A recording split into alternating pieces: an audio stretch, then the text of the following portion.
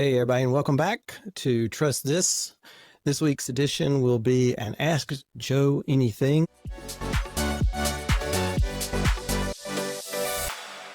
Meaning Ask Me Anything. For those of you who are new to this podcast, I just want to let you know who I am. I'm Joe Siegel. I'm a lawyer here in Orlando, Florida. Practice mostly real estate, land trust law. It's what we do a lot of, LLCs, formation, private lender representation, deeding, things like that. Anything related to real estate except anything that takes us to court. We don't do anything in court when we are related to real estate and practicing law. So that's who I am. Trust This is our podcast. We have several different series. We have the Master Series where I sit down and talk with entrepreneurs and their journey and where they are, where they were, how they got where they are today, some of their best habits.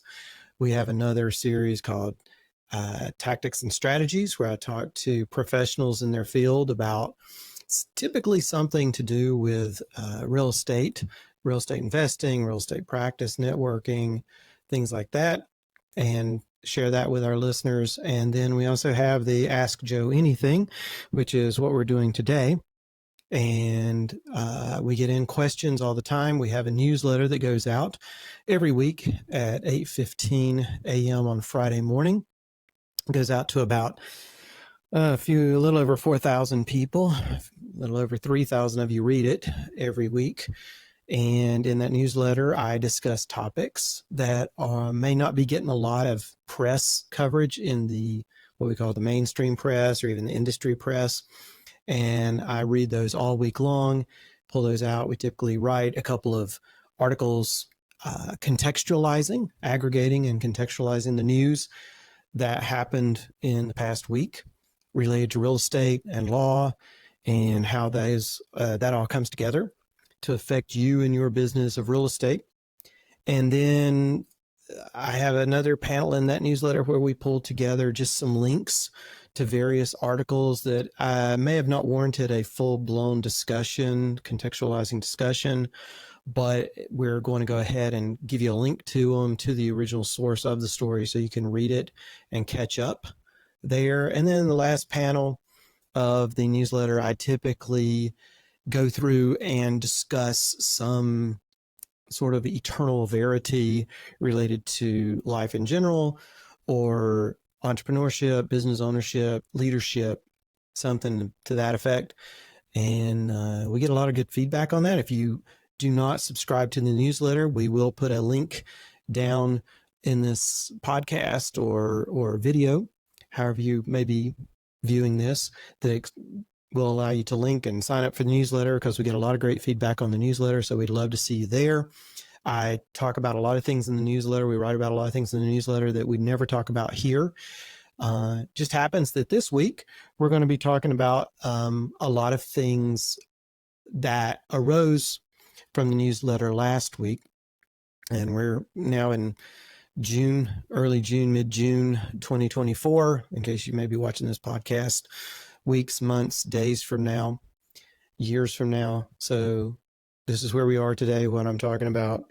And we're talking about last week's questions that came out of last week's newsletter. Maybe it was just links to the stories that were there, or something I actually discussed and contextualized, aggregated in some of the articles. So we're going to talk about some of those as well. But first and foremost, we're going to talk about wholesaling.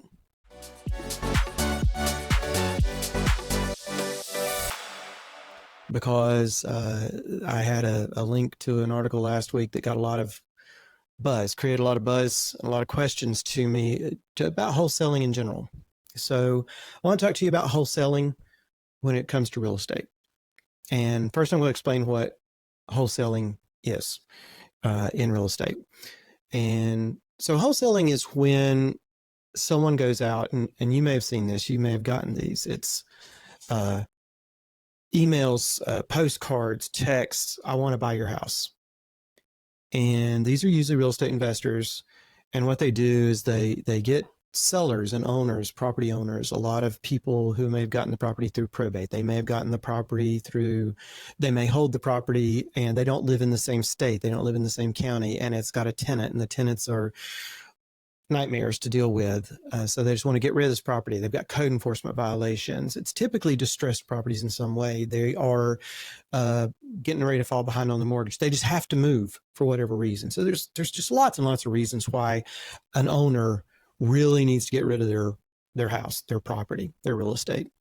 And that's where a lot of our clients typically, I mean, we've represented a lot of wholesalers over the years, and they will go ahead and get a contract, and they'll make an offer. And yes, these offers are usually well below market because the wholesaler is promising that they will close within a certain amount of time as long as the property meets their suitability requirements. They will go ahead and they will close quickly, no questions asked. They're not worried about the code enforcement violations and the crazy tenant and all these other issues, the bad roof, the non-functioning air conditioning, the aluminum wiring, the termite damage. They are going to go, hey, we're just going to get this under contract. And the wholesaler gets it under contract with the owner, typically at a very low price. And then they go out and on Facebook Marketplace and other places, not on the MLS typically, because they're not allowed to do that. We'll get to that later. But they list their contract for sale. Typically the buyers, the end buyers who have signed up for these lists, they are flippers. They're people who renovate and flip, or they're buy and hold investors, people who want to buy it, fix it up, and hold it as a rental. We call that the BRRRR method. They buy it, renovate it, refinance it, and rent it. And so it's BRRR. So they will buy the house from these wholesalers, but they don't really buy the house from the wholesaler. What happens is they buy an assignment of the contract from the wholesaler, and they agree that at closing, they will step in and buy the house at closing from the original owner. And then that wholesaler will get a fee, an assignment fee for assigning their contract at closing. Now, there are 2 or 3 different models at work here, business models at work. You've got wholesalers, and wholesalers have to spend a lot of their money and a lot of their energy on marketing, a lot of pay-per-click ads on Google, a lot of Facebook ads. They spend just inordinate amounts of money. I've had clients who spent as much as, $250,000, $300,000 a month on advertising, just trying to get sellers, maybe in one state, maybe in multiple states, to contact them as a lead to potentially sell them, go under contract to sell them the house. So wholesalers put a lot of their emphasis and energy and money into marketing to get those sellers to come to them. And then they turn around and put a lot of money in their marketing to end buyers.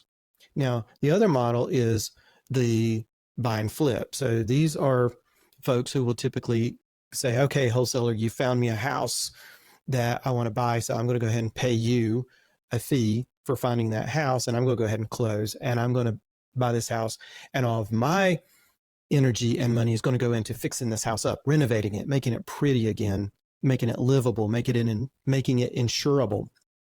And they will fix it up. And this is where a lot of the TV shows on like HGTV and other channels, Discovery, A&E, they focus on the flippers because they buy the houses, they go in, and the drama is typically in renovating this house, tearing it apart, finding all the problems. You never know what you have until you open the wall. There's that old saying.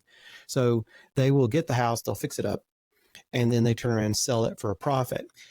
That's actually a very high risk proposition because, number one, you don't know what you're going to find when you start renovating it. It could be a lot more expensive to fix it up than you originally expected.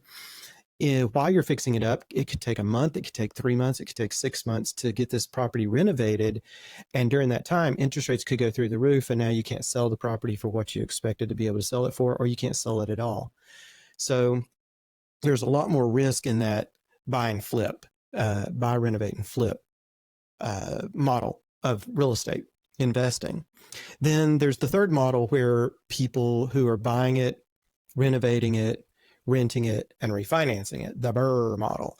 Those people are also typically potential buyers from a wholesaler. They will take an assignment of contract from a wholesaler because they're going to buy it, renovate it for a long-term hold, or maybe short-term rentals, Airbnb, whatever, home away, VRBO, and they will put that property up for rent. And once it's up for rent, now it has cash flow. Now they can go to a lender, refinance it, pull their cash out of it, and go buy something else while they're meanwhile getting rent off of this property. That's a little bit lower risk because they pretty much know what rent they're going to be able to get. They know how much money they're going to put in it to fix it up. And they know what the after repair value, the ARV of that house will be once they buy it and fix it up. So they're going to understand and their risk is going to be lower. And they're also planning to hold it for a much longer period of time. Unlike the flipper that plans to hold the property for maybe a few weeks to months at most while they do the renovation and sell it, the BRRR, the BRRRR buyer, maybe plan to hold this thing for 5 to 20 years until they're too old to hold property and they're ready to retire and get rid of it after they build up their entire portfolio. So those are different models, and those are typically the buyers who buy from wholesalers. So again, the wholesaler goes out, they get a seller who just wants to get rid of their property for whatever reason. They get it under contract, and then they turn around and on a non-public forum or not an exclusive forum, they tend to say, hey, I've got an off-market property under contract, and I'll assign the contract at a purchase price of X. And it's usually higher, of course, than what they are paying the seller.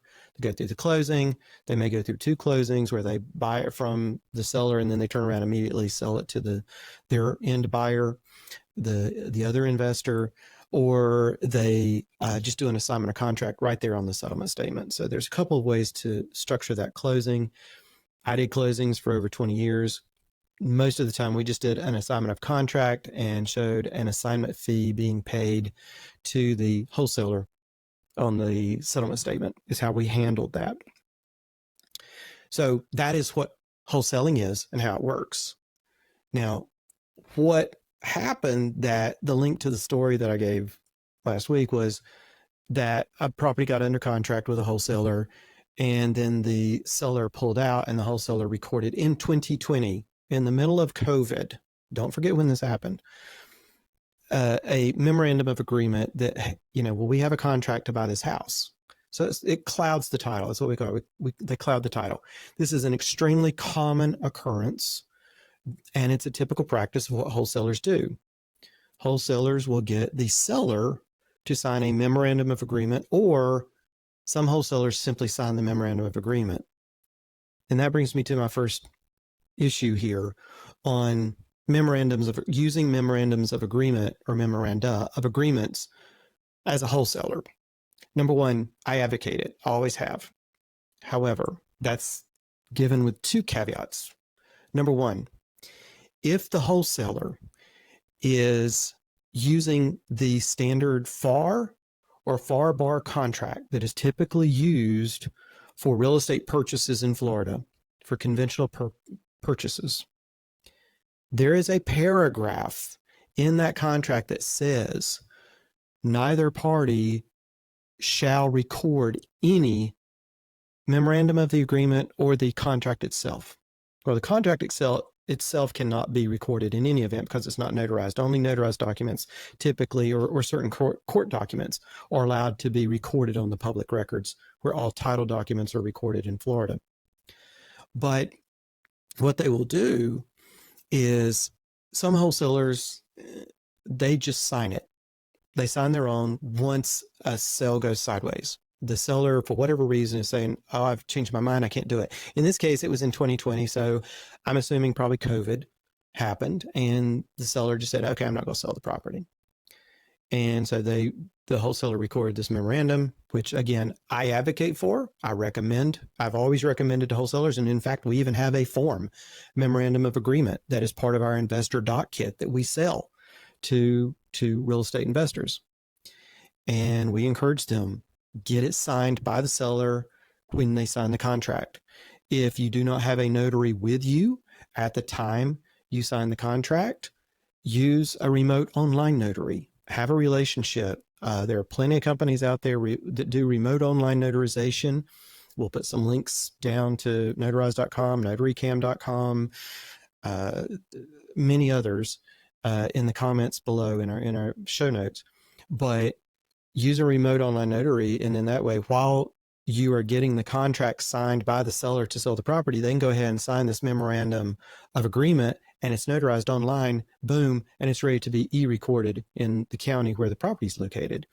So it's there and it's ready to go, and there's no question. So if the seller then tries to back out, it's recorded, or you can go ahead and record it at that point and go, well, it's kind of hard for the seller to object because the seller signed it saying that there is a contract with us.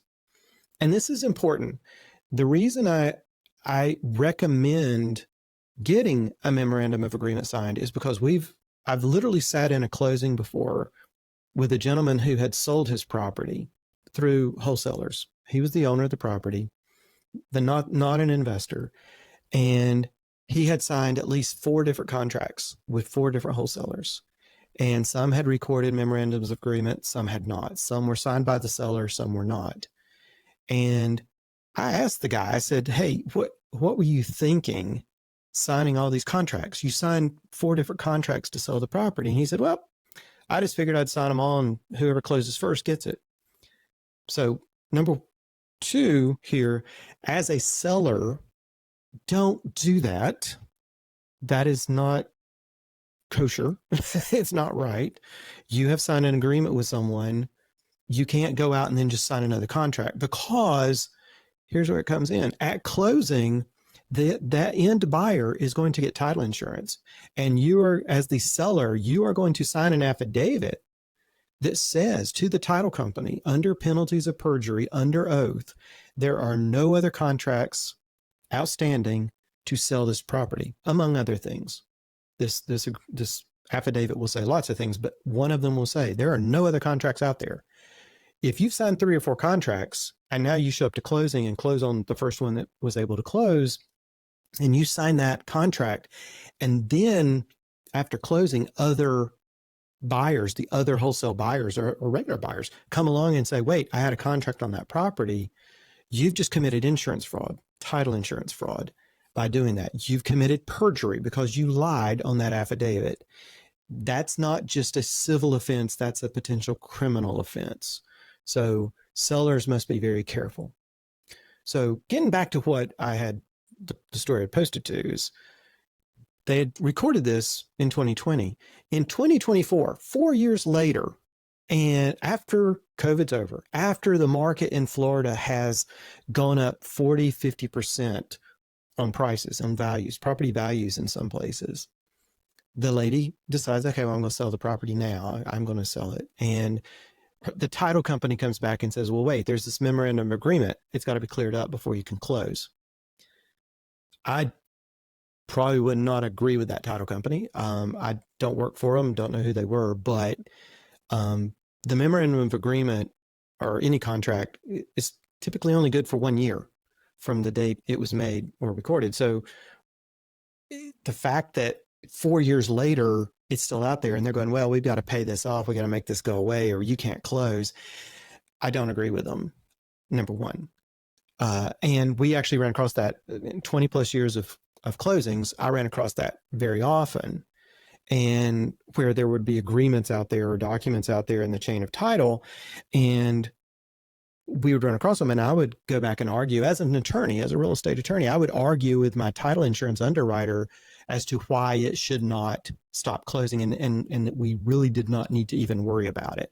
But for whatever reason, this title company is like, well, we know it's 4 years old, but we have to, our underwriter says we got to do it, and they didn't want to go argue. So they just went ahead and got into it. So it created a whole thing and became a news report on television. So it's just ugly. And it made this investor, look bad for doing what is a very common practice in Florida, or actually any state. I also practice in North and South Carolina. So, and memorandums of agreement are typical so long as the contract does not have any prohibition on recording either the agreement itself or a memorandum that the agreement exists, as it happened in this case. So I just throw that out there that, number one, I recommend using memorandums of agreement. However, best case or best practice is for that memorandum to also be signed by the seller, by the property owner, and before a notary public, whether that's online or in person, physically present, and get that recorded. In all cases, it'd be great if you record it in every case, but if you don't record it in every case, at least record it whenever it starts going bad, whenever a seller acts like they're going to pull out of a closing. So that's number one. Number two is wholesaling in general. And this is where I want to turn when we talk about wholesaling in general. There's been there's been legislation in South Carolina, and you may have seen it. There was an opinion, a column written on biggerpockets.com, and I read it, and it argues that wholesaling is at an end in the state of South Carolina because this law has now passed. And I could not disagree more. Like I said, I'm also an attorney in South Carolina. Been licensed there since the late 90s. I've been listed on hundreds of real estate closings in South Carolina over the years. Didn't do any wholesale closings or real estate investor closings in South Carolina, but I do not agree with the writer of that column that this is the end of wholesaling as we've seen it. I understand that some lawyers are concerned about closing deals where wholesaling is involved. But I looked at the statute. The statute to me simply says, it simply codifies what I have recommended to be the best practice since I've been dealing with wholesalers anywhere. And that best practice comes down to how you advertise what you have under contract. Where wholesalers get in trouble is when they advertise property for sale. They put it on Craigslist, Facebook Marketplace, Google. They put it on their website, and it says property for sale. Well, licensed realtors are out there all the time reading ads like that because they want to see if someone has a house for sale by owner, because at that point they are going to solicit them to see if they can list their house on the MLS, the multiple listing service, for sale. And they're going to contact you. And if you're the wholesaler, they're going to contact you and you're going to say, well, no, I don't really own the house. Or you're going to tell them who you are, and they're going to compare who you are to who shows up in the tax records as the owner of the property. And they're going to go, wait, you don't own the property and you just listed this for sale. You're practicing real estate without a license. I'm going to report you.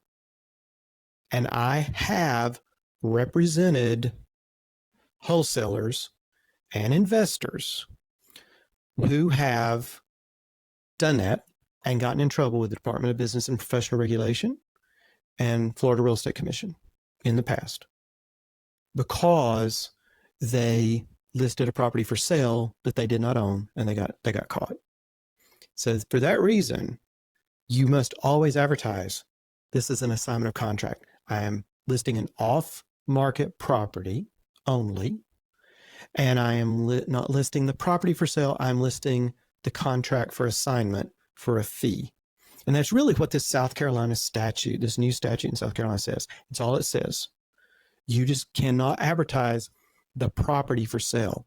But by the same token, as I've told wholesalers countless times, if you do not own the property, meaning you have a deed to the property, you cannot put it on the MLS. That is a violation of the multiple listing service rules, period. If you are a realtor and you have a wholesaler that comes to you and says, I want you to list all of my wholesale properties on the MLS, you probably cannot do that unless you enter into the agreement directly with the true owner of the property right now. Simply having a contract on a property does not give rise to equitable rights that give you any right to sell anything. putting the property into trust, and then having the trustee sign an operating agreement, not an operating agreement, signing a listing agreement, maybe, so long as you are listed as a beneficiary. But at that point, the seller has already transferred title to you. They just did it through a trust. So these are all going to be things that, you would want to sit down with the lawyer and talk about how this is structured and how it is documented to make sure you are not getting yourself in trouble. Because when DBPR or FREC goes after an unlicensed person for the unlicensed practice of real estate, it's ugly. Worse is when they are going after a licensed agent or a licensed broker who is assisting a wholesaler, an unlicensed person, to sell or auction or lease property that they have no right to do. So either way, it causes problems. So again, in South Carolina, I don't think this is really going to be that big of an issue. It's simply codifying the advice I've given to everybody. With that said, I would point out and remind wholesalers and real estate investors of MVP Realty.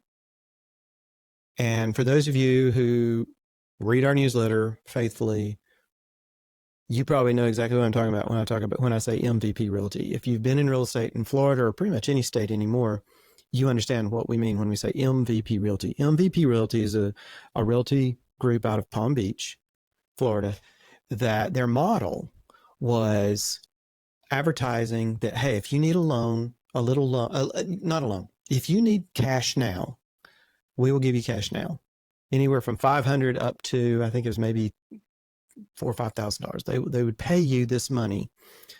In exchange for that, you don't sign a note, you don't sign a promise to pay the money back. There's no requirement you ever pay this money back.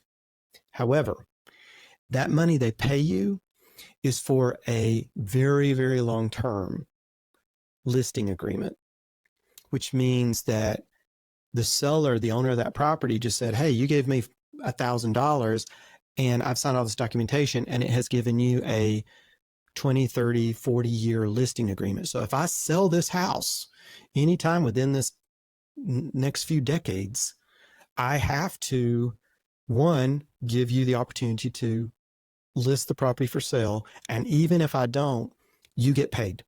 You get paid a commission when this house sells.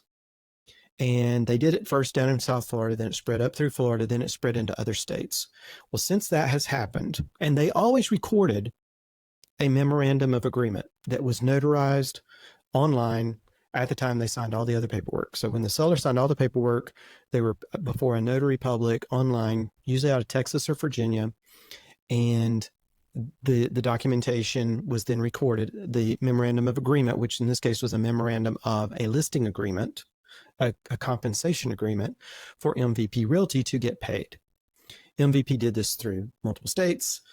And since that has happened, multiple states have passed laws now that have made it illegal, including Florida, to enter into a listing agreement like that for that long period of time, to record anything like this. So wholesalers have to be very careful about how their memorandum of agreement is written to make sure it complies with this new statute here in Florida, as well as I believe 27 or 28 other states that have passed similar laws to put MVP out of business. And MVP actually is in bankruptcy at this point. What they were doing is they were selling their rights to those payments on the secondary market to investors, and that all collapsed. It all collapsed. But what I'm trying to point out there is they relied on memorandums of agreement.